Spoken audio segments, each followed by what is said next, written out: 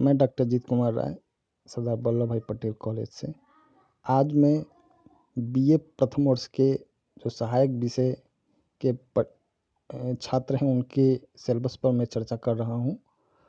जो बीए प्रथम वर्ष में जो अन्य विषयों के बच्चे हैं उन्हें इतिहास में सब्सिडियरी के रूप में जो सिलेबस पाठ्यक्रम दिया गया है वो एंशिएंट इंडिया टिल 1206 AD अर्थात प्राचीन भारत से लेकर 1206 ईस्वी तक का इन्हें अध्ययन करना है। इसमें सिर्फ एक ही पेपर होता है। यह जो है पाठ्यक्रम पूरा 15 यूनिट में विभाजित है। इसको हम पहला यूनिट जो है वो पढ़ेंगे sources of ancient Indian history. इसमें हम प्राचीन भारतीय इतिहास के स्रोतों के बारे में पढ़ेंगे जो कि साहित्यिक स्रोत और पुरातात्विक स्रोत के रूप में जाने जाते हैं।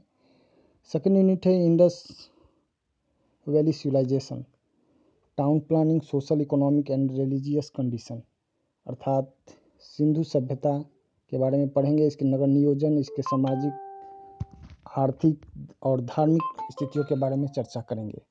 तीसरा यूनिट जो है वो ऋग्वैदिक पीरियड है। इसमें हम सोशल ऋग्वैदिक काल में सामाजिक, राजनीतिक, आर्थिक और धार्मिक स्थिति कैसी थी उस पर चर्चा करेंगे। चौथा यूनिट है लेटर वैदिक period, social, political, economic and religious condition. इसमें भी हम उत्तर वैदिक काल के बारे में, उसके सामाजिक, राजनीतिक, आर्थिक और धार्मिक स्थितियों के बारे में चर्चा करेंगे।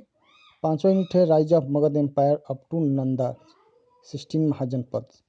इस पांचवें यूनिट में हम मगध साम्राज्य के उदय के बारे में, नंद वंश तक पढ़ेंगे और 16 महाजनपदों के बारे में भी चर्चा करेंगे।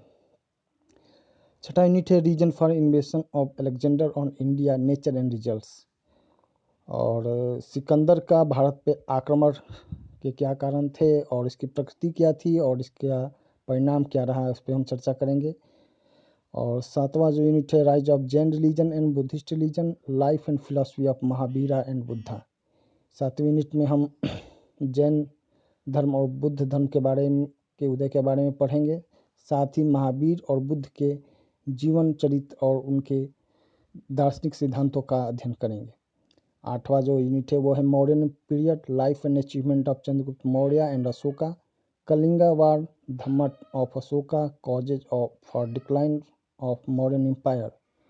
और आठवां यूनिट है मौर्य वंश के बारे में, जिसमें हम चंद्रगुप्त मौर्य और अशोक के जीवन और उसकी उपलब्धियों का अध्ययन करेंगे। साथ ही कलिंग युद्ध के बारे में चर्चा करेंगे और अशोक के धर्म के बारे में चर्चा करेंगे और मौर्य साम्राज्य के पतन के कारणों पर भी हम चर्चा करेंगे। जो नवा यूनिट है वो है the age of Kushan and Satavahana, history of political and culture development. इसमें हम कुषाण और सातवाहन दोनों राजवंशों का अध्ययन करेंगे और उनके कार्यकाल में राजनीतिक और सांस्कृतिक विकास के बारे में भी उसका इतिहास जानने की कोशिश करेंगे। और 10वां है the age of Guptas, Samudragupta, Chandragupta first, the golden age of the Guptas. इसमें हम गुप्त वंश के बारे में पढ़ेंगे। चंद्रगुप्त प्रथम, समुद्रगुप्त और गुप्त वंश को स्वर्ण युग क्यों कहा जाता है उसके बारे में भी चर्चा होगी। हर्षवर्धन 11वां यूनिट है हर्षवर्धन अचीवमेंट, हर्षवर्धन की उपलब्धियों के बारे में हम चर्चा करेंगे। और 12वां यूनिट है Arab invasion of Sindh, Sindh पर अरबों का आक्रमण। और 13वां यूनिट है south India, the culture contribution of Pallava. और इसमें 13वां है दक्षिण भारत में सांस्कृतिक विकास में पल्लवों का क्या योगदान था उस पर चर्चा करेंगे। और 14वां यूनिट है advent of the Turks, Ghaznavids and गोरीज, reason for the success of the Turks. और 14वां यूनिट में तुर्कों का आक्रमण, जिसमें गजनवी और गोरी के बारे में पढ़ा जाएगा और ये पढ़ा जाएगा कि आखिर तुर्क भारत में क्यों सफल हुए, उसके क्या कारण थे।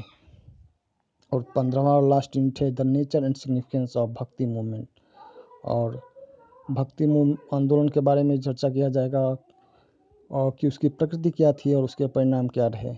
ये प्राचीन भारत से 1206 ईस्वी तक इस पाठ्यक्रम में चर्चा की गई है।